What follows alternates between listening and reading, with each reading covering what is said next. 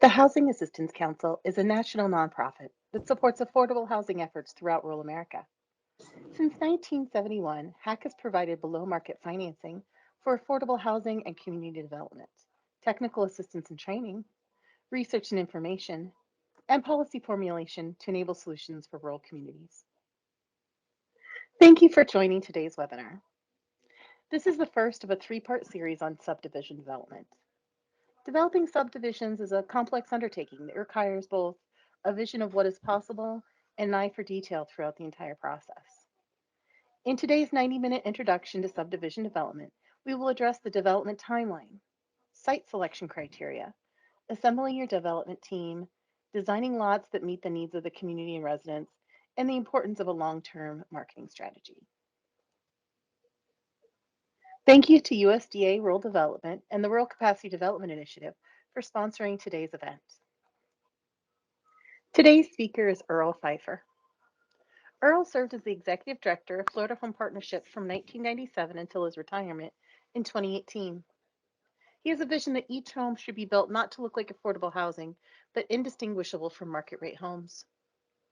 Earl's background is in paraprofessional engineering, having worked as a field manager for several large civil projects, including subdivision development, water and wastewater treatment plants. He's a third-generation home builder and has worked over 35 years in the construction industry. Earl's involved in community development, planning, and management, and he has developed 10 subdivisions with a total of 1,000 plus lots, in addition to an 80-unit townhouse development in Plant City. Earl serves on the National Rural Housing Coalition Board and has served as Vice President of the National Rural Self-Help Housing Association.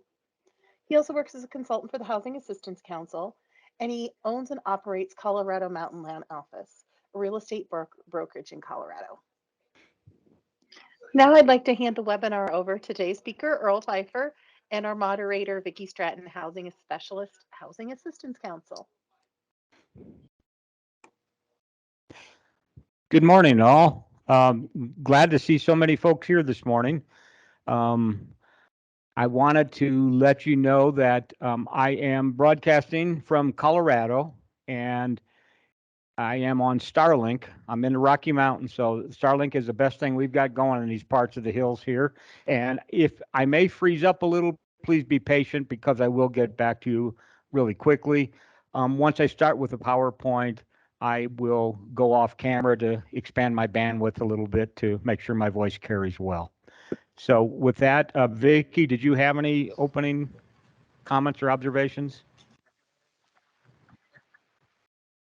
Good morning, everyone. I was just going to reinforce what Earl had said. So glad to have everyone here today. And I just wanted to make a note that whether you're looking to build a 10 family subdivision or 100 homes, because this looks like a lot right here that you're looking at when you're, so just know that this webinar is for you, whether you're doing 10 or 100 or 500. So we're trying to bring it on down to the levels that you need it to be. So with that, back to you, Earl. Okay, we have a poll question. Did want to put that poll question out now? We're just to help me in my process here. I'm trying to understand which state everyone is from, and so if you can put that information in, that would be great.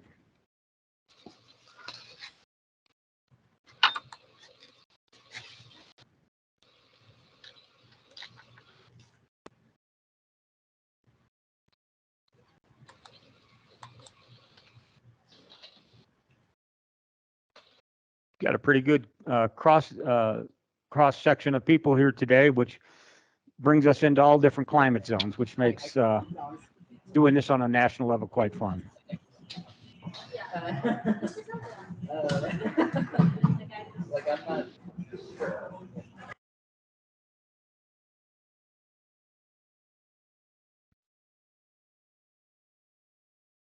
All righty.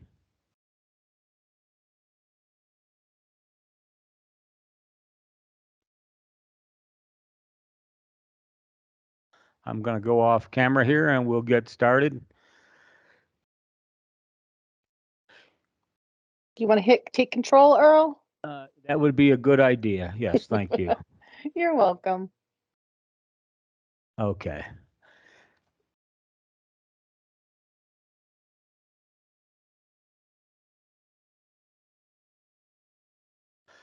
This first subdivision that I'm showing here is a subdivision that I completed while I was at Florida Home Partnership. It was called Bayou Pass Village, Phase 3. It's 166 single-family lots. You can see the sketch on the left and the completed development, maybe with the exception of 1 or 2 homes on the right. As was mentioned in the introduction, we're going to be doing 3 sessions today as an overview, subdivision overview. We'll go kind of from soup to nuts, just cover a lot of ground. And then the next 2 sessions on May 11th and May 25th will be the nuts and bolts of subdivision development, concept through land closing on May 11th. And then our final session will be land acquisition through completion on May the 25th. I've been out in the field for a long time. I think Stephanie said 35 years. I did the math and checked it out, and it's actually I have been doing this for over 44 years. I have first 6 years I spent doing field work as paraprofessional engineering. In late 80s, I went into a construction business with my father and my brother. We opened a division called Pfeiffer Affordable Homes. I built affordable housing, and it was really difficult to find lots. This is a program that I operated in the inner city of Tampa, and I would drive around at the end of my day looking for lots, see a lot here, see a lot there. We didn't have any internet those days, so I'd have to write down the addresses on both sides of the vacant lot and then go down to the courthouse. And of course, that was all done with microfiche. So we had to microfiche the listings to see who owned the property. And it was very, very difficult to find land for me. And I did that for a number of years. Finally, a few years later, I found a big, wide parcel about 450 feet wide. We divided it into 4 lots, and bingo, I had my first 4-unit subdivision. That was pretty easy. In 1997, I was hired by Florida Home Partnership. The first subdivision was underway, but it was kind of a train wreck. I had to come in and kind of sort things out and get it on track. It was a 32-unit subdivision. In early 99 or late 98, we finished infrastructure work on that.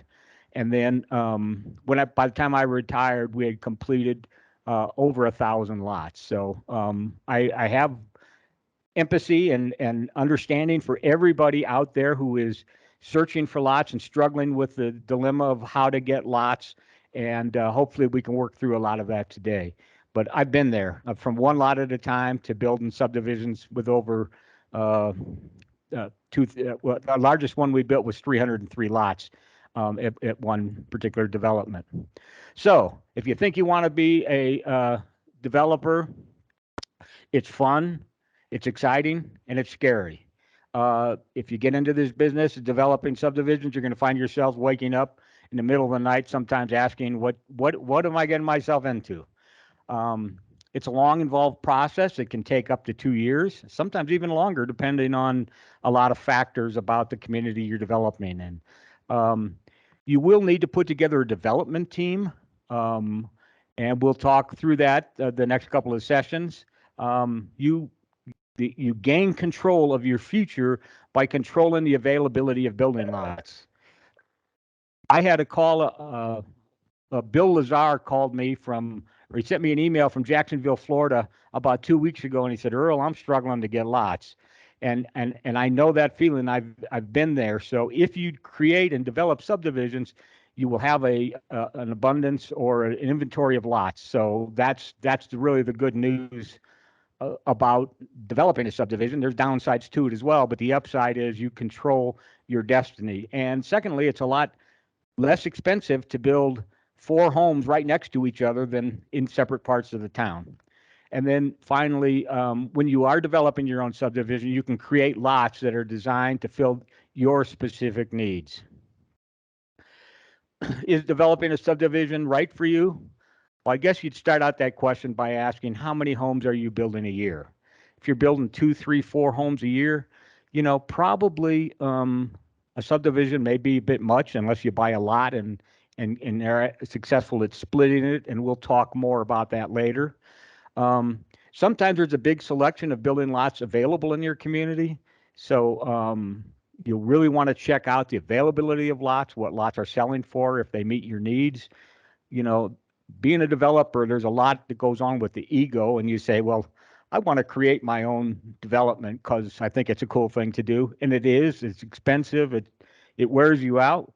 There's a lot of advantages to it, but if there are other lots available, I would strongly suggest starting there first. Does your agency have the manpower and the financial capacity to develop lots? You're going to need more hands in a subdivision development. There's a lot that goes on with the finance team in there. So you need to make sure you have the capacity in-house to be able to work to develop a subdivision. And in that, you have to be able to hire perhaps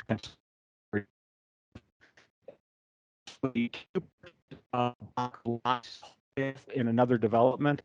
When I first started, we had an old U.S. home subdivision that had some old filings in it, and there were some indiscriminate lots, and there were about 10 of them at the time. We paid $15,000 a piece and bought them from U.S. Homes. So sometimes developers and big subdivisions, they get to a point, there's a couple of lots left, it's really not worth their while to keep their sites open, their sales models open, so they just wholesale off the remaining lots. So I would always check that opportunity out first to see if there is any other lots available in other communities. I wanted to mention this community right here. This is Bayou Pass Village Phases 1. All the yellow lots are Phase 1. There was 185 lots when we developed this in the early 2000s.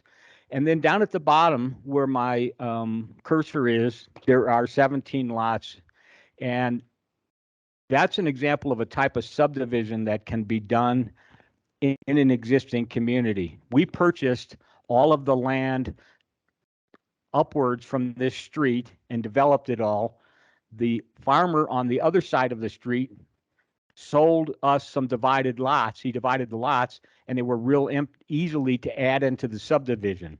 And I'd call that a simple subdivision. We had to do some utility extensions for water and sewer, but there was not big development that needed to be done. So anytime you can get a chance to buy a piece of land similar to this, even 2, 3, 4 lots against an existing road, that's always a consideration. So if you and your board decide that you want to be developers, where do you go next? Well, for us in Ruskin, Florida, when I was there, I dedicate this session to Walter Elias Disney. He's got a lot to teach us. In my time as an executive director, about my second or third year, our founder of our organization sent me and my wife to downtown, sent us to Celebration. That was a subdivision completed by the Disney Imagineers. And it had walkable communities. It had alleys in the back. The houses were closer to the street. All the homes had front sitting porches on them. And my board wanted me to go there and look and spend a day. They bought us, my wife and I, lunch and just go through the homes, go through the community, and find out what you can steal from that concept and bring back into our communities. And then secondly, several years later, I was at a housing conference in Orlando. I normally get up early in the morning and go walking or running or jogging, and I really didn't want to do it in a motel parking lot. So the night before, I had been downtown Disney, which is a collection of shops put together by the Disney Imagineers, the engineers for Disney.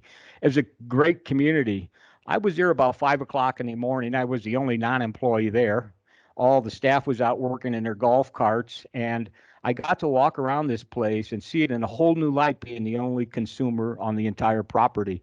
And I looked to be able to see what Disney could do in his communities, how he treats corners, how he treats line of sight, how he treats park benches, and all the different things that magic that made up that community. So as a developer, I began to think to myself, what can I do to take some of this quote unquote Disney magic and bring it back into our communities? So I would challenge every one of you, if you're developing a community, think outside the box a little bit. Just as a beginning commentary, I would say that when you develop a affordable housing development, make sure that it doesn't look like affordable housing. There are some provisions that say if you're building affordable housing, you can put in a narrower sidewalk, you can put in a sidewalk on one side of the street, you can eliminate landscaping. My answer to that is let's put in extra big sidewalks, let's put in extra landscaping. We don't want to create communities that have a stigma.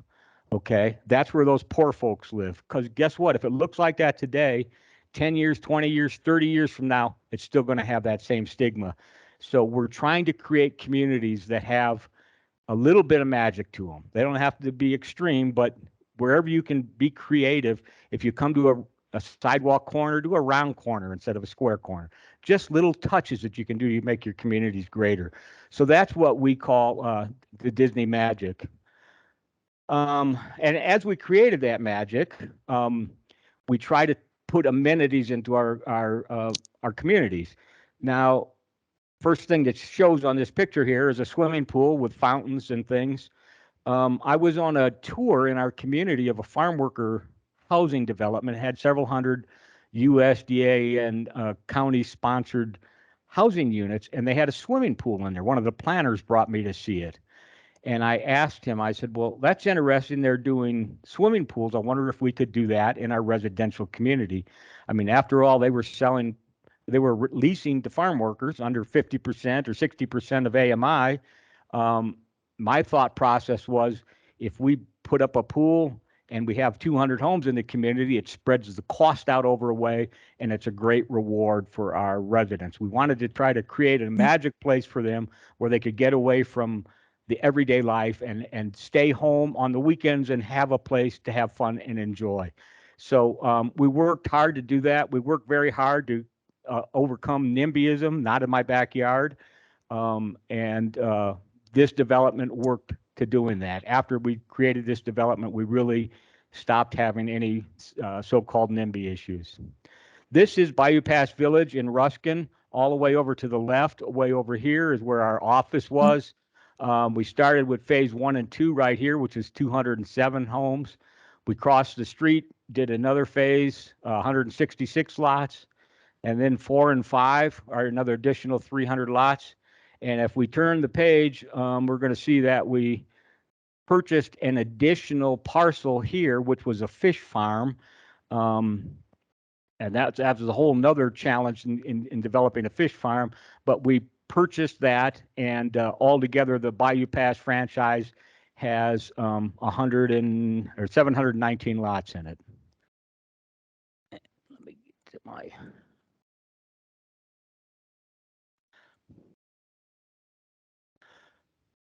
When we acquired phase 6, we had already begun developing phase 4. I'm sorry, the numbers don't follow along, but this one here in the middle with the big reverse D in it, that's phase 4. And this is where the phase 6 development is here, was a 40-unit subdivision. It had already been permitted and designed, and we had to re-engineer it a little bit and make the permitting current, but basically it was a very big project, but it helped create some nice diversion in our development. So we're all on the same field as we go forward.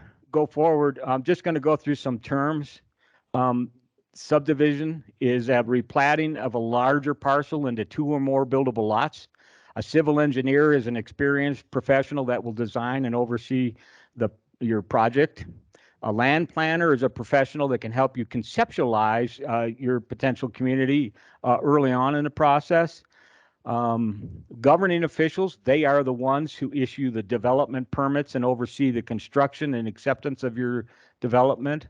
An HOA is an entity that manages the affairs of the new development. Your entitlements, you often hear people say, well, the land has entitlements or it needs entitlements. Zoning, site plan approval, utility allocations and usage, landscaping approvals, those are all entitlements. When you take a piece of farmland and you say, I want to turn it into a residential community, you have to go through the process and attract all of those entitlements to your development. And then finally, acceptance is when all the work is complete, the final inspection is passed by the jurisdiction, it will operate and maintain them. The plat is accepted by the jurisdiction and recorded, and now instead of one big lot, you own numerous smaller lots. There's two types of developments. The private is where everything is in the development is private. It has private roads, private water, private sewer, private sidewalks. There's really no public infrastructure inside the development, and it's managed by the property owners association or a community development district. And in a public system is where the streets, water, utilities, sidewalks, all of that is owned. It was developed by the developer and then turned over to be maintained as public improvements and public utilities. And that's really what we're going to discuss in our models as we go forward, is the public model, because in a residential subdivision with affordable housing, it's really much better for the community, the jurisdiction to maintain the developments instead of the homeowners. So we need to figure out in the next steps, we want to get started on this process. How many lots do we need? It's a couple year process, at least. I wouldn't anticipate less than a year unless you're doing a real simple development. So you might want to think a few years out, 2, 3, 4 years. How many lots are you going to need? What sizes of lots do you need? You need to start looking for a development team, which is engineers, contractors, and perhaps somebody to add to your staff. You need to find a land planner, which could be the engineer. I would recommend to anybody that's going to go into developing a subdivision that you would read the land development code to have a really good idea of what's required in the land development code. I always used to tell people to go to the courthouse and buy a copy of the land development code. Today, you can find them online. You want to meet with your local governing officials to understand the planning process. And then I'm sure most of you know that. Is there an affordable housing department within your jurisdiction that can help you through this process? Oftentimes, they can run interference to make it a lot easier to get through the zoning process. So who do you need on your development team? Well, I'd start with a real estate broker, a land planner, a surveyor, environmental and soils engineers, a real estate attorney, a very strong accounting financial person, your local jurisdiction authorities, site development contractor, project manager, whether hired or part of your staff, or maybe you're going to do it yourself, and then possibly a landscape architect. So the responsibilities of the developer are to acquire and develop the site, assure the delivery of buildable lots to your specifications and timelines. You want to keep the community maintained throughout the entire process and through the sales. You want to make sure it's safe. You don't want open holes or places where people could get injured, or equipment that kids could go play on and hurt themselves. And then it's also the developer's responsibility to begin the marketing process. So I'm going to go through a chronological order that a project could follow, but every project varies. You may already own land, so some of this is not relevant.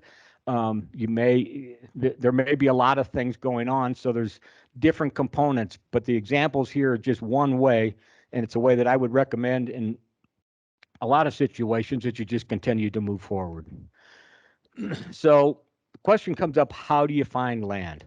Well, you can drive around and look for land. You can look in the newspaper if they still make newspapers these days. Work with a real estate agent, which is always a good idea. You can ask around, anybody know lots for sale? We had a homeowner buying into one of our subdivisions whose uncle owned a farm in the next town over. We ended up buying that land and making it into a subdivision just by conversation. We found it. And then we came up with a campaign when we were really scared that we were not going to find any more land. It was called the Got Land campaign. The little sign here it says FHP is buying. We had those signs everywhere. They were embossed on our stationery, our envelopes when we mail out letters. That was on every every letter that we sent out, and it let the whole world know that we're open to buying lands. And we fielded a lot of calls for lands that didn't pan out, but ultimately it helped us find additional land. It keeps it in everybody's forefront that your agency is looking for land. So you're selecting land, whether you select existing lots or raw land, you have to ask yourself, can this land fulfill my vision? Look at the neighborhood. And this is a test that I always do personally myself. I look at the neighborhood and I say, if I lived here, what would I see every day when I wake up? Would it be nice? I wake up in the morning, open the curtains. Is it going to be pretty? Or am I going to look at junk or commercial buildings or railroad tracks? So you need to look at them from your own eyes first. And if you would not want to live there, then I would not expect that it would be a great community for some of our potential buyers. And then what are the future growths of the area? Is it residential? You want to try to be as much as you can in a residential area. What are the current and past uses of the land? Is it farm? Has it been industrial? Has it been older homes? You need to look at that, and then there's always things that go along with those as well. We purchased some farmland, and we did a phase 1 on it to discover that tractors had been spilling some oil as they filled up and maintained over the years, and so we had to do some remediation for that. You'll want to know how close you are to utilities, water, sewer, and electric. Do you have availability of those, or you're going to have to extend them for a while? Or maybe you're going to have to use well and septic tanks. Well, that was my next line. Well or septic tanks. Does the ground have good percolation? So you look at the condition of the property. Is the land low? Will it need a lot of fill, or is it above the road? The soil conditions, what are they like? What's on the land? Are trees, ponds, buildings? You're going to have to do demolition.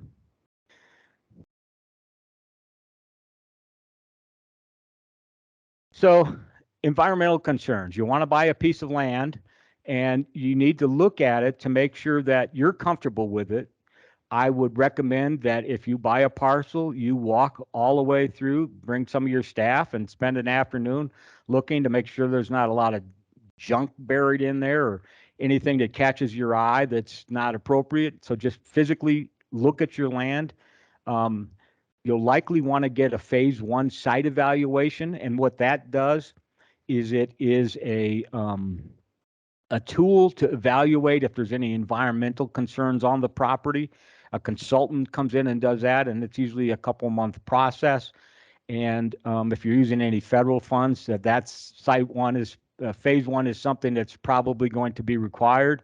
And then you want to make sure that the land is clean and in decent condition, or if it's not, that you're making provisions to cover that.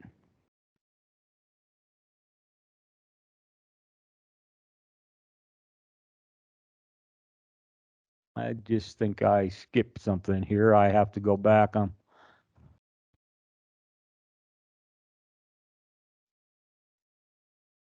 I got all the way down to the end. I don't know how I managed that one.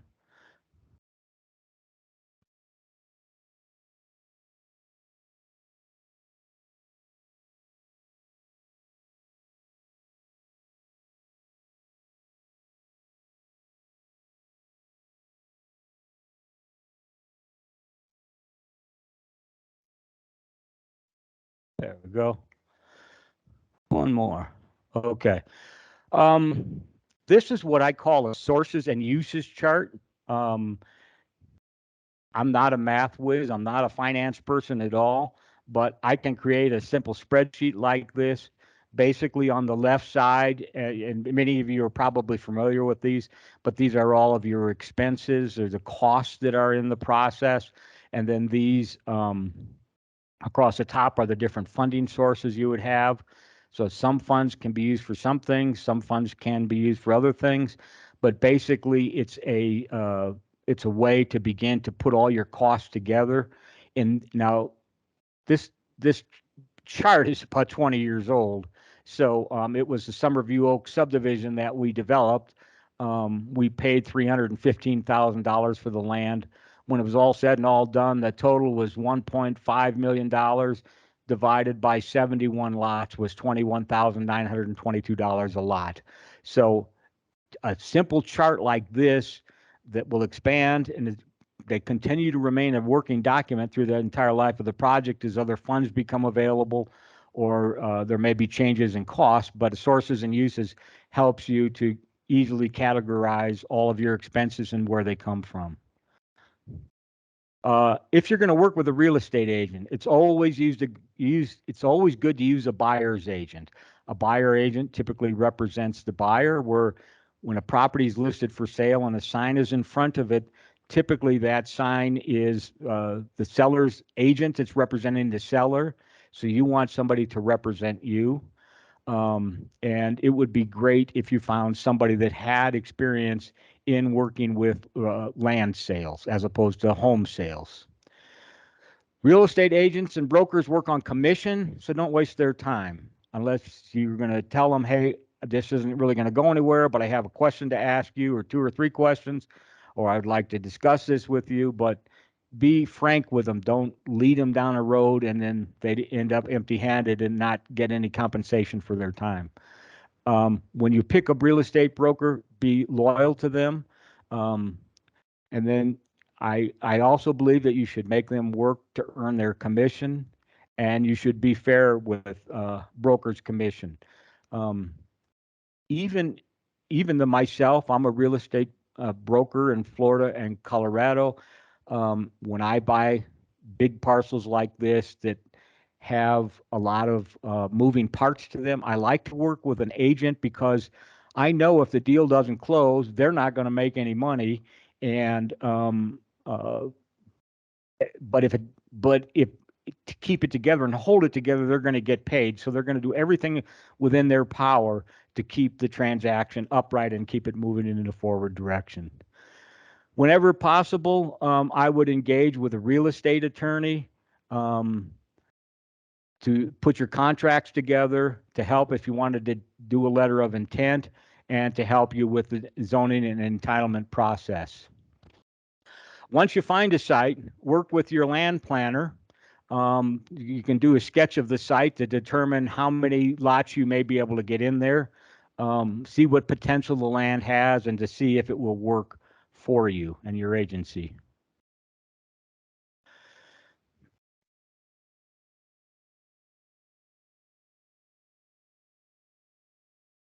I'm having a little bit of problem switching here, and I apologize.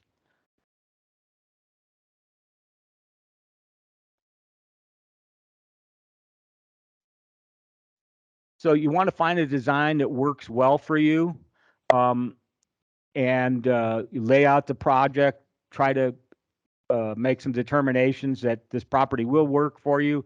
And if it will work for you, then you need to try to get the thing under contract. Working on a real estate contract, which we're going to go into more detail in the other nuts and bolts sessions, but essentially your goal is to try to extend the closing time as long as possible. Typically, sometimes I'll enter into a contract and it'll take us 9 months to close, because we're going to do our zoning, we're going to do surveying, we're going to do a lot of other things in that process. So you want to make sure that your entitlements are in place before you close on the land. And so it's incumbent upon you to try to extend the land closing as long as you can. And we will talk more about that in the future sessions. So you're going to hire a site development engineer, and you really want to find the best engineer that you can. Your land planner may be able to help you find an engineer. You may talk to the governing agency that does subdivisions. They may have a recommendation for you. You may go to other subdivisions and see the name on a sign of who the engineers are. Just looking around and talking about finding an engineer, you need to find a really good engineer. We will get in and further into that, into the more details as we go forward. In the process, we have a land under contract, and so we've told our seller that we're going to get zoning before we close on the lot. So your job is to get the owner to work with you in the zoning process. I always tell every owner or every seller that if we fail to get our zoning, we will give you all the documents. We'll give you our survey, our traffic studies, our wetland studies, our core drilling. We'll give you all the documents pertaining to the project if we can't close it. So a farmer that may be wanting to sell his land to a developer knows that it's going to require all of these tests. So you'd be safe to go with us because if we don't close on it, then they have all this documentation they could give to the next buyer. So it kind of creates a win-win situation. Then you want to start to look at your money. You need to be thinking about acquisition dollars. Where do we get them? How do we get them in place? Where are they going to come from? I would definitely talk to the Housing Assistance Council about loan products. Check with your local jurisdictions. Contact banks and credit unions and nonprofit groups on nonprofit loan funds. Investigate all the sources that you can to find to start looking for the money to build this. It's not too early at this point, even though we haven't closed the land or we haven't gotten our zoning in place, to begin to do a little bit of marketing. We have created, when I was at Florida Home Partnership, a plan like this, maybe to make it more presentable. We create an image for our community. We place signs on the site. We put information packages together, and basically we end up beginning our marketing process. And here's the reason for that. When you are going to attract lenders to your project, you want a project that shows that there's a strong demand for it, that there are many people waiting for your project. So what we have done is for every community that we've developed, we develop some sort of an image. And I'm going to go back to this very first sign in the upper left-hand corner. It's called Homes for Waimama. That was a 6-unit development. When I first started to work for Florida Home Partnership, the name of the organization was Homes for Hillsborough, because we were in Hillsborough County, Florida. We did a first subdivision called Homes for Ruskin. And then we did this next subdivision in Waimama, and it was called Homes for Waimama. I don't know who came up with these creative names, but nonetheless, those were the names. And there wasn't really much pizzazz to that upper left-hand sign. The next subdivision from there we created was Summerview Oaks, which was about 140 lots. I know the HOA manager is on this call here. She'll probably correct me, Vanessa. But how many? 72 lots. 72 lots. Okay. And one of my recruiters who worked for me for a long time, Hope, who was a homeowner in our first self-help group ever, she said, Earl, if we go into Riverview, Florida, and you call this Homes for Riverview, I'm quitting. You've got to show some creativity and imagination. Low-income families don't need to be reminded that they're low-income families and they want to live in a homes for community. They want to live in a place where they're proud of, and they're proud to bring their friends. And it really helped create an awareness for me. And so this subdivision was across the street from Summerfield subdivision, and we were in Riverview. And there was a lot of oak creeks on the property, so we came up with Summerview Oaks as the name of the community. And so all of a sudden, we're creating an image for our community. One of the things we write into our contract is that the seller will allow us to erect a sign or signage on our property.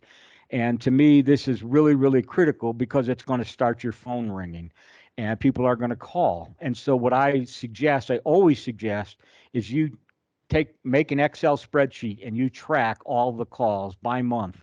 Call number 1, number 2, number 3. You want to get their name, phone number, zip code, mailing address so you can mail them a package out, email address, family size, and household income. We now use all that information, and every month we compile a list. When we submit for grant applications, we may have 300-400 people on that list. Sometimes later in the years, we were having 2,000 people a year calling us, and we recorded and tracked every call. So we submitted those sheets in with our applications to show all of these people are serious and want to get in and they're income eligible. So it's really a good idea to start your marketing while you're in the development process so that you don't get all done and all of a sudden now you don't have any buyers. When you're going to places like the Housing Assistance Council or other agencies, they're going to want to know what your demand is like. And if you can produce 5, 6, 7, 800 lists of inquiries, you're setting yourself into a really great position.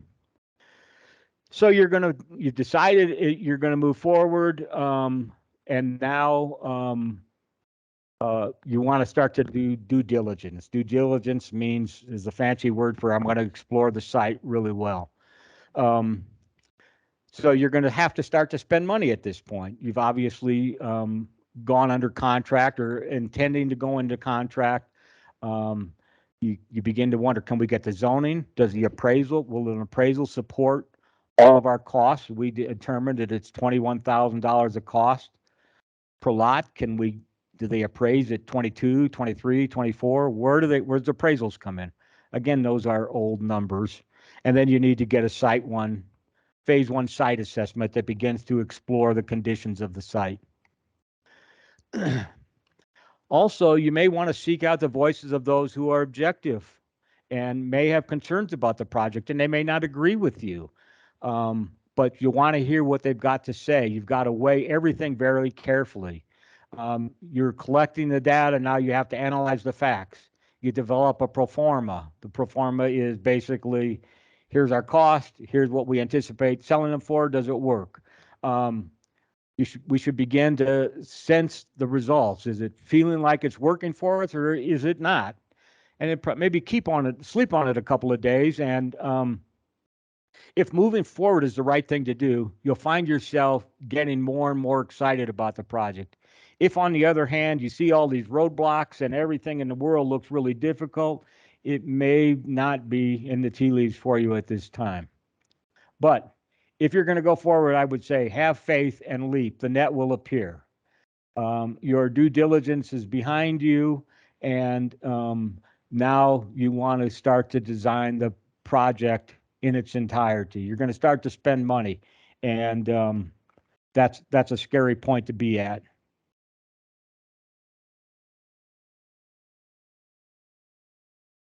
As I said, your project begins to gain momentum, and what you're going to find is all of a sudden everybody wants to be on a winning team. I want to back up just a minute to those project signs. We had a project sign at a development that we did in Ruskin, Florida. The newspaper saw it. They came down and did a nice big cover story on the development. A local nonprofit consortium saw the development, had heard of our past, and said, boy, we want to be a part of this. They came to us and asked us, how can we be a part of this? And we said, well, we could use a loan product that would be simple and easy and affordable for our buyers. And we developed a great partnership out of that. And that's all, again, because you begin developing your marketing and outreach, and everybody sees it as successful, and it just begins to attract success. So engineering, you start with the engineering. Some of the things that you're going to do on a site when you're convinced you're going forward, and at this point you're under contract, you want to test the soil sample, test the soil. You'll, by this point, have an engineer on your team, and we're going to get again into further selecting an engineer, but you want to make sure you have an engineer on your team, and he's going to start the design project. So he's going to look at the entire parcel and say, here's where the overlay where the roads are going to be. You know, it's a big parcel. We need to get 6 or 8 or 10 different soil samples in different locations.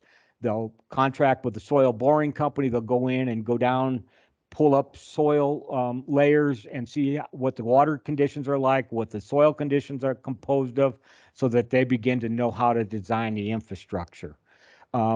They will do traffic analysis, count traffic. Do we need to have turn lanes added in here? All of that data will need to be collected, and you're going to need to pay people to collect it for you.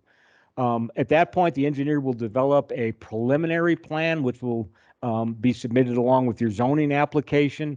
And it's basically a general overview layout. It shows, you know, 30 lots at 50 by 100 apiece with not a lot of detail in it, but just to get the overall concept down. And the governing agency, when you turn it into the governing agency, they will then approve or disapprove your zoning and your preliminary plan. So if this is the point where you start working with all of that, and we'll go into that more in the nuts and bolts sessions.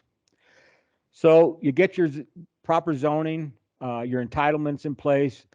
Typically, when you get your zoning, the development agency will approve your conceptual site plan. You will get utility commitments from water and sewer. There is water and sewer available. We will get a commitment that says, starting on this date, we will commit to giving you 30 water taps and 30 sewer taps, whatever the number is. But again, this is all information you want to get into place before you actually end up closing on the property. Once you decide on moving forward, you're going to begin to work to get a development contractor onto your site. You're going to need a development contractor to come in, assuming it's a little more complex project. They will come in and do all the infrastructure and site development work for you. So that whole bid process we will be discussing later.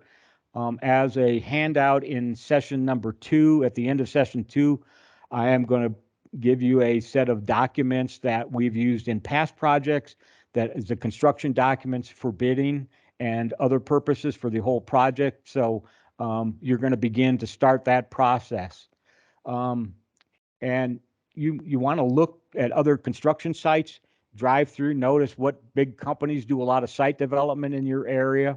You might ask your government members, team members, if they're aware of development contractors that would fit your project. And then there's also the Dodge reports. When you get ready to go out to bid, you could advertise in the Dodge reports, and that brings in civil contractors as well. So you want to bring in your site development team, which is your contractor, is a very, very, very critical team member. You want to keep this a win-win situation. Excuse me one second. The site development contractor wants to get paid on time, and they want to make a profit. That's why they're in business. You want your project on time and on budget. So you both have some common goals, but getting a good site development contractor is essentially critical for the process. You put your process out to bid, your project out to bid. When I did the work, I used a very formal bid process. If you've ever been to any government bidding processes where they take bids and open bids in public and manage them, that is very similar to the way that we work our bid process. We have a bid book, we have blueprints, all the documents. We have a pre-bid meeting that the bidders come to. We review the documents. We give them 3 or 4 weeks to put their numbers together. But it is a very structured, formal bid process. We require all bids submitted by a certain time and date, and they're date stamped in. Also, they're sealed bids. And you can do a public bid opening if you want, or you can open your bids in private. It's really your call. And you'll work with your engineer, and maybe if you have an attorney to work with, you can work with him as well. You'll need to create construction documents. What I'm going to provide in the next session, the end of the next session for the third session, will be a tool to be able to use that as a template. I'm not an attorney. I'm not an engineer. And so essentially, you can look at these and get an idea of what you're supposed to have, work with your engineer on those. And your engineer may have bid documents as well. And then you want to hold a pre-bid meeting with all of the bidders, the engineers, soils, and utility companies, just to get everything out so everybody understands the project that they're going to be bidding on. So in the bidding process, we typically allow from the time we have a mandatory pre-bid meeting, we allow about 3 to 4 weeks for the contractors to put their bids together. Often we hold a formal bid opening.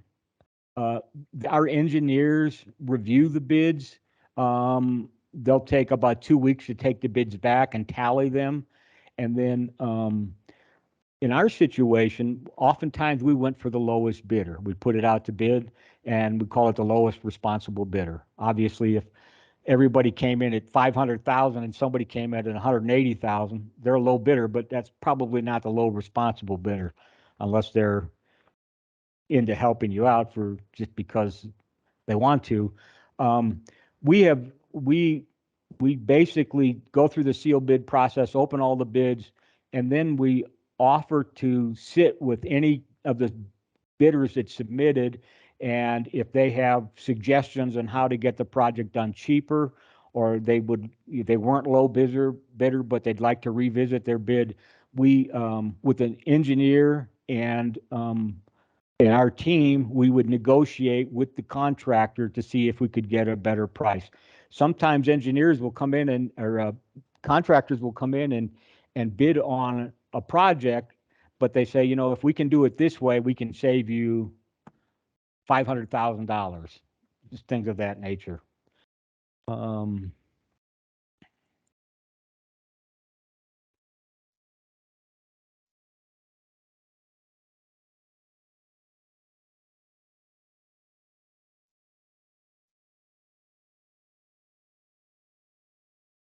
There we go. Okay.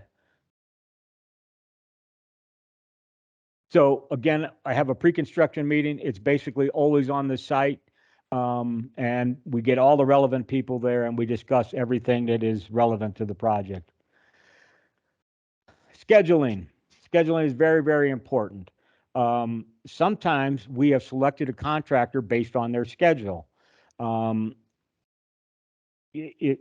larger project, like some of them I've shown you, are typically about 150 days to 180 days from the notice to proceed until they have a final inspection. So there's different types of schedule. There's critical path schedules. There's lots of different types. I have typically used a milestone schedule, which says the milestone schedule says by this date we'll have the site cleared. By this date we'll have pipes in. By this date we'll have road base in. By this date we'll be complete. That as a developer we can use. The contractor, though, on the other hand, they end up getting more detailed construction schedules because they have to deliver on them, and we make them include schedules in their bidding process for us, and that is a factor, the cost and timeline, and when can they start? Are they available to start? Typically, our projects are, once they're reviewed, we work with the engineer, we decide on a contractor, we'll send out a notice of intent that XYZ contractor is the parent successful bidder. Thank you all for bidding. Then we hone down and work with XYZ contractor. We tighten up the schedule. We will schedule the pre-construction meeting that starts prior to construction. And then at some point we will sit with them and sign the contracts. Our contracts typically say that your timeline begins once you start. We'll issue you a notice. The last thing we do is issue to a contractor a notice to proceed. That means everything is done. We got our money in place. You are now authorized to proceed. From the notice to proceed, you have 150 days to get to substantial completion. And that basically is what starts our clock. So scheduling is really, really critical. And from your side and with your engineer, you also have to monitor the schedule as well to make sure that that it is consistent and you're not falling behind. Change orders, you know what? They come up in a subdivision development just like they do in residential construction or any other kind of construction. A change order is an agreement to change the scope of work. and or the time involved that sometimes involves monetary adjustments. My reflection is that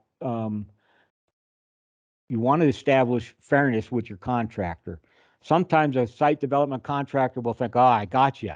Now we can make some money on this project because somebody screwed up and they didn't do this or they didn't do that. So we're going to charge extra. So they want to charge us a ridiculous price. Well, sometimes we go back and look at the unit pricing and say, you're charging us $32 a foot to lay 8-inch sewer pipe at 6 feet deep.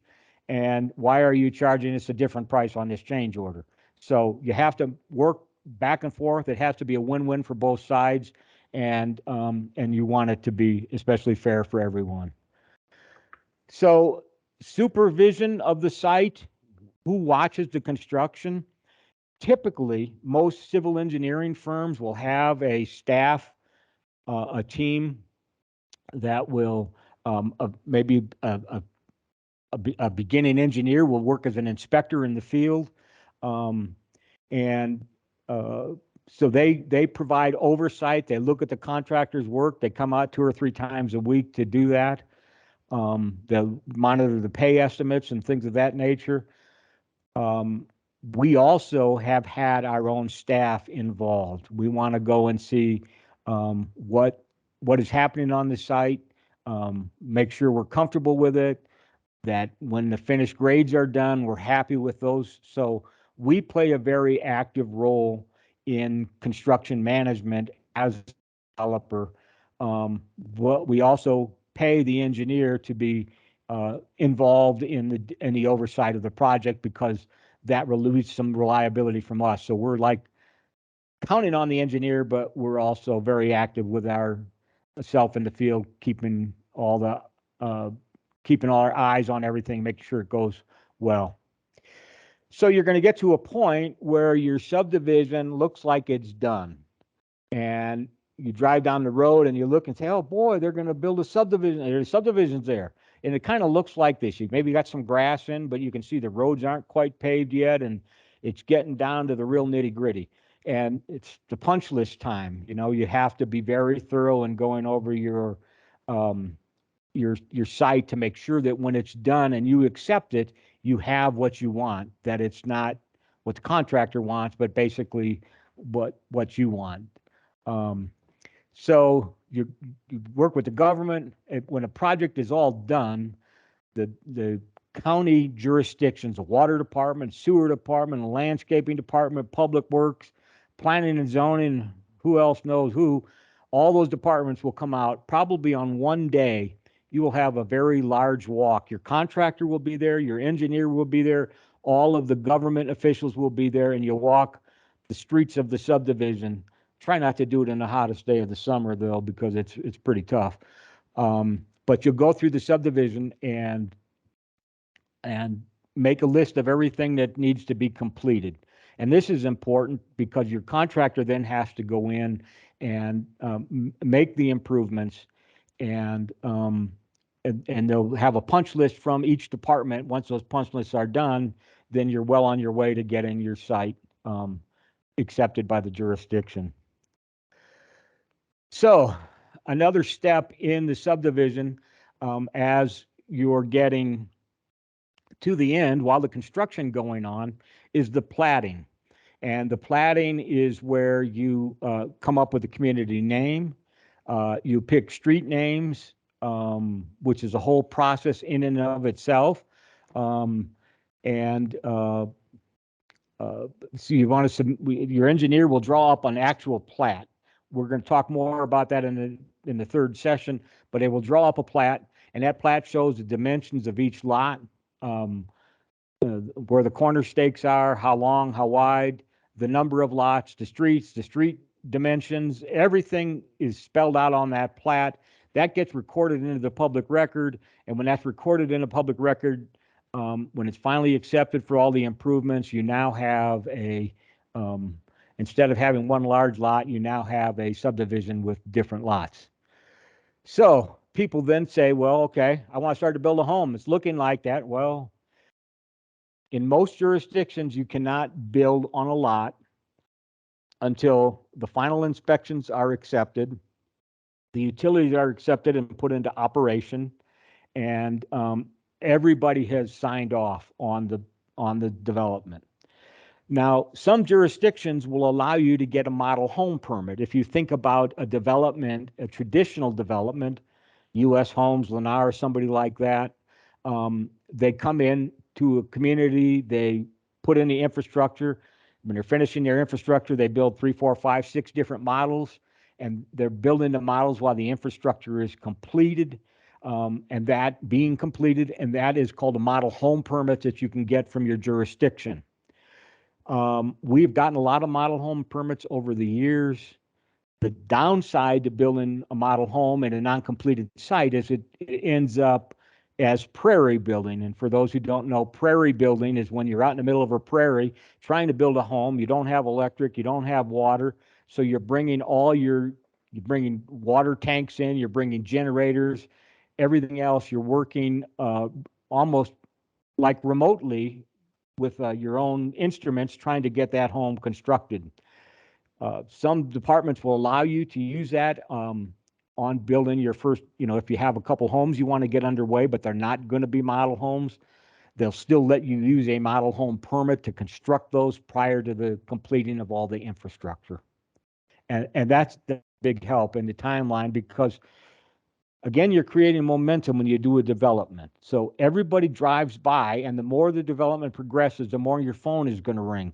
When they start seeing houses go up, your phone's going to ring even more. So if you can get a model home permit or a couple of them in your development, that's great. There are some downsides to them, but basically a model home permit is the best way to get started in your development. So some real quick tips on successful development management. Hold a pre-construction meeting. Always pay your engineer to do construction monitoring and inspection. Do not let your subdivision, your site contractor get upside down on payment requests. I can't emphasize that enough. We'll talk more about that in later sessions, but you really, really, really do not want to let them get away from you. You want to, if your site contractor disappeared, you'd want enough money in the project to bring another contractor in to finish it. You want to visit your site frequently. Your contractors will know who you are. Your board will see you out there. It's everybody's advantage to get into the field as frequently as you can and see what's going on in your development. You want to make good friends with county inspectors, and I don't think friends is really a good word because it sounds like it could be open for corruption or something, but you want to have a good relationship with your county inspectors. And then again, as I said before, you want to monitor the contractor's timeline very closely. You want to pay your contractors promptly. Quick pay really wins friendships in a big development because they're spending sometimes hundreds of thousands of dollars between payment requests. And I've always tried to pay within 2 weeks of when they've submitted an invoice. And there's a whole process to go through in the invoicing, but you want to get known as paying quickly. You want to know your contract upside down, forwards, and backwards so you get what you pay for. Again, be fair with change orders, and then be very, very thorough on final acceptance. That's critical, because if you don't catch it in final acceptance, you're going to have to live with it, and that's unfortunate sometimes. Managing construction. Once your contractor is completed with his work, the responsible government agency will accept the project. That takes up to 30 days. Ideally, a plat and acceptance of the improvements go hand in hand. Typically, most governments require that those improvements pass through the city council or the county commission for final approval, accepting the improvements and accepting the plat. That's a government elected official act. So if you can get both of them to land on the DIAS at the same day for your commission, that's great. It saves time. And at that point, once you get the plat recorded and the improvements accepted, the only thing that would really be holding you up now to start construction is getting street addresses, which is a really important step, and that usually follows shortly thereafter. So that really takes us down to the end of the road on the overview. Covered a lot of material. We covered it quickly. We're going to break down this material into 2 sessions, break it in half before acquisition and after acquisition in the next round. So, so at that point, that's really all I have, and I'd be glad to take any questions. So this is Vicki again. So if you have any questions, just put them in the chat box. Earl, we do have a couple questions already. Okay. The first question is, considering leverage of various funding sources, how much equity capital should I start a development project with as a percentage of total cost? That's really more of a lender question. Every lender is going to look at that differently. Obviously, you want to put as much equity in it as possible so that you have less debt service. There are a lot of different ways to put equity into a development. Sometimes there are some things that no lender will pay for, and I can't think of a great example of that right now, but there are a variety of there just may be some soft costs that somebody doesn't want to cover. So a lot of you want to use your own dollars to the best advantage if somebody else won't cover those. But as far as a percentage or the amount, that's not so much a development question, but it would be a lender question. And I would think you would like to start with as much equity as you can, because that ultimately, the more equity you have, the more control you have. Okay. And we have another question that is, what are some of the downsides to mobile homes, mobile home permits? Mobile home permits. I'm not sure that I can answer that. I'm not sure how the role that fits into Model home. She's model got home. model home. Okay. Model home permits. I'm sorry, I read that wrong, Earl. She does have model homes. Okay. So it's, what are the downsides to model homes and the model home permits? Got Okay. it. Thank So you. you're building a model home in your development. The big upside is you get a big start. You get a head start. The downside, if you have the capital yourself and you're funding the construction of these homes, I'm just going to start with that assumption that you have it. One downside is that you're going to permit it, okay? And you're going to permit a home, but it doesn't have an address, because early, before you get your plat recorded, you have a proposed lot X and a proposed block Y, but you don't have a street number. You don't have your streets accepted. So you basically are permitting in the name of, proposed lot 1, of proposed block 2, of proposed Bayou Pass subdivision in Hillsborough County, Florida. So then that's how you get it permitted. But then after the streets and addresses are all in, then you have to basically change all that. It's no longer the proposed lot 1, the proposed block 2. It is basically block 1 and block 2, and it has a street address. So there are some legal issues you have to work through, legal identification issues you have to work through. And then the other thing is you're just basically out working in the middle of a subdivision that doesn't have improvements. Your streets may not be paved. So if you're going to bring in a load of lumber or trusses, you know what? It's going to be hard for them to get up over the curb into your site to deliver the product. So it's inconvenient. It's not easy. It's hard to do, but it makes your project more viable. Again, I go back to the fact that as a developer, you want the whole world that passes by your development to see what you're doing. And so if they see rooftops coming up, all of a sudden the phone starts ringing like crazy because they know it's getting close. So I always encourage, if you have the ability to do 1 or 2 at least, start them. But there are some downsides, inconvenience, and address issues among them are probably the greatest, and then utilities. Okay. And so at this time, we're also going to entertain questions. If you just want to put your hand up, and it's under reactions, and you can just raise your hand and we'll just call on you that direction as well. Diane, if you want to unmute and ask your question.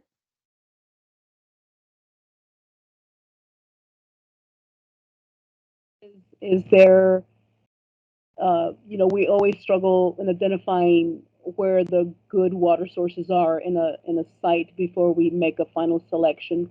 Is there some rule of thumb in identifying, availability of water in the area? So are you talking, I'm assuming from your question that you're going to be developing where you don't have, where you don't have city, or you don't have municipal water and sewer, is that correct? That's correct. It's prairie development. That's always a tough one. You may get some indication from the soil conditions, when they do the boring. I know this really sounds pretty far out there, but I've worked with water witchers before. They take the witching rods and go out into a site, and I mean it works. It literally works. I'm going to It's a share little something far-fetched, but I'm going to share something with you in the group, and I want to get your opinion on this. But when there's fog on the ground, fog generally tends to be drawn by water. So I've gone out to sites where I've seen humidity or fog collect in an area, and that seems to be something that has worked for some people. I don't know if you've ever heard of that before or what's that even called, but that's what I'm understanding is because if you go to like a river or a low-lying area during a fog event, the fog is drawn to that. okay, that that isn't that's probably, I don't have that knowledge. It makes sense, but there's more discerning eyes to look over these things. My best advice would be to to find out who in your area has got the greatest reputation as a well driller and really consult one-on-one with them, because they go in different pockets of the county and jurisdiction and they know areas where there's challenges. My personal house is on the river, and I'm buying another lot that's near my house that's on the river, and I talked to a well driller, and he said you don't want to go close to the river, you want to stay far away from the river. So you really need to get the confidence of the real driller that you're going to work with, and consult with them and perhaps your engineer. Okay, well, good advice. Thank you. Okay, thank you. We do have a couple more questions. Thoughts on incorporating modular production of homes within subdivision developments? That's a little bit different twist for me. I've heard of that. Is that where you're actually putting up a shop on the site and developing the product on the site? Amy, would you like to unmute? I was thinking more the traditional contracting with a modular home producer to purchase finished units. Okay. I mean, modular homes are, looks like everything else, are going up in cost these days. But, and it's good that you separate modular from manufactured. I don't know if everyone understands, and I'll just give a real simple layman's explanation. A modular home is a home that is built to the same building code as a stick-built home, but it's built in a factory. A manufactured home, on the other hand, is built to the HUD building code, and it's built on a steel frame, and it's titled and registered as a vehicle, and it's towed out to the site and lifted up on that frame, and then the title is taken away and it becomes part of the land. Just as a general note, manufactured homes do not appreciate as well as modular homes. There's not a lot of differentiation. I don't know that modular homes have a lot to do with development, but I think they are definitely becoming, in at least some areas where you're having hard to get trades and things like that. It's definitely a good advantage. Now, I'm working with a nonprofit group in Salida, Colorado, Chaffee Housing Trust, and they're building multifamily trust units with modular components. And we had a meeting last week with the modular supplier, and they're telling us at the meeting that they're 6 months out on cabinets. So they got to place the order the cabinets before anything else. So, but there's a lot of sense to using modular. I don't know that it's a development question, but they make some really attractive homes if they're put on good foundations, even with a crawl space or a basement. They do make a really good product. So, I haven't worked with them a lot as a contractor or the developer, but I certainly am open to it. And the way the market is changing these days, it may be one way to help get costs under control a little bit. Claudia, would you like to unmute and ask your question of Earl?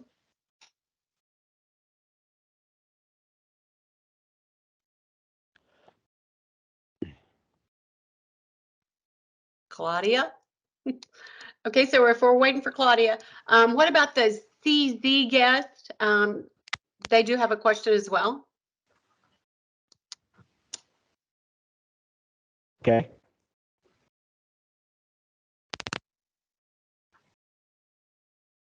CZ's question. Yes, I'm sorry, I'm here. Are I you just there? couldn't. Yeah, Okay. I couldn't unmute at the time. I'm sorry. I'm in a public space and I couldn't unmute. But Okay. so my hesitation is dealing with Okay. zoning in regards to developing affordable housing projects, and with so many legal restraints in place, what is the benefit of building for this demographic for low-income housing and affordability? I'm going to go back on mute now. I got lost on part of that question. Could you repeat it for me again, please?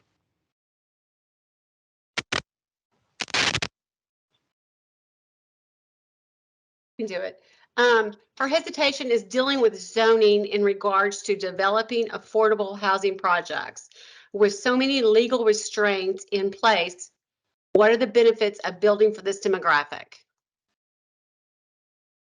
Well, I mean, if it's your, there's pros and cons for this demographic in affordable housing. And if it's your mission, if that is what you're if that's what you're doing in your mission, then you need to have lots to build on. You know, I'm going to take this opportunity here because I don't have it anywhere else.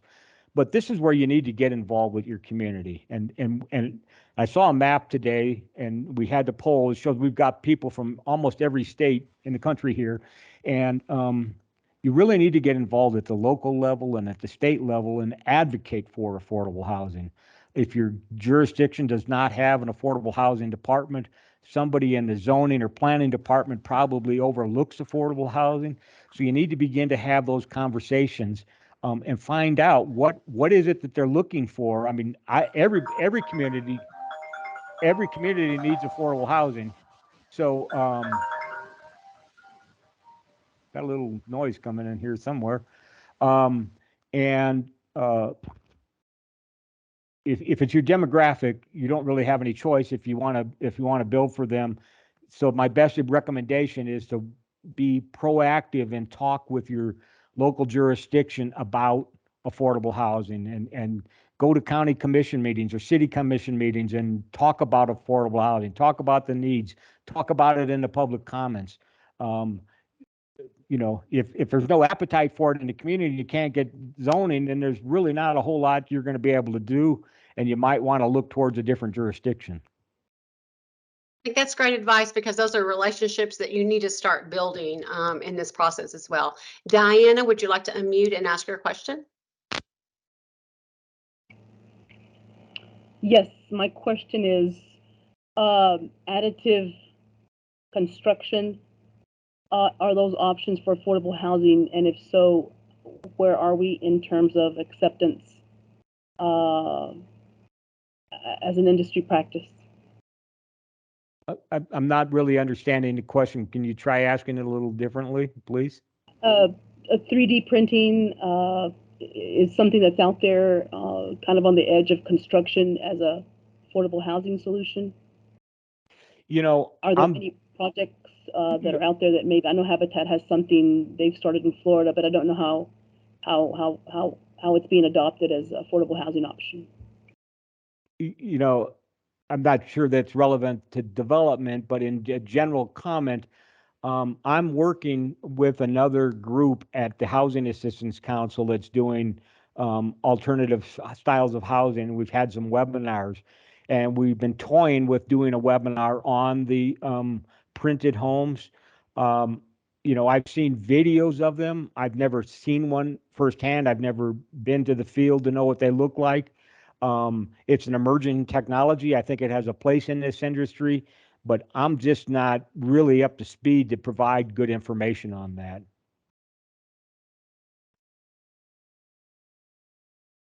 Okay, does anyone else have any other questions? Okay, Stephanie, will there be a poll? Coming out for everyone? An evaluation, yes. Survey, yes, the evaluations. Yes, that will be coming out shortly. The PowerPoint's already on the website, and the recording will be up later today or tomorrow, probably. Okay, so watch the survey, and we'd like to thank everyone for attending today. Thank Earl for a great presentation. Remember, you can also sign up for the second webinar and the third webinar, which we will have those on our website as well. Thank you, everyone. Have a great day. Thank you. Thank you. Thank you.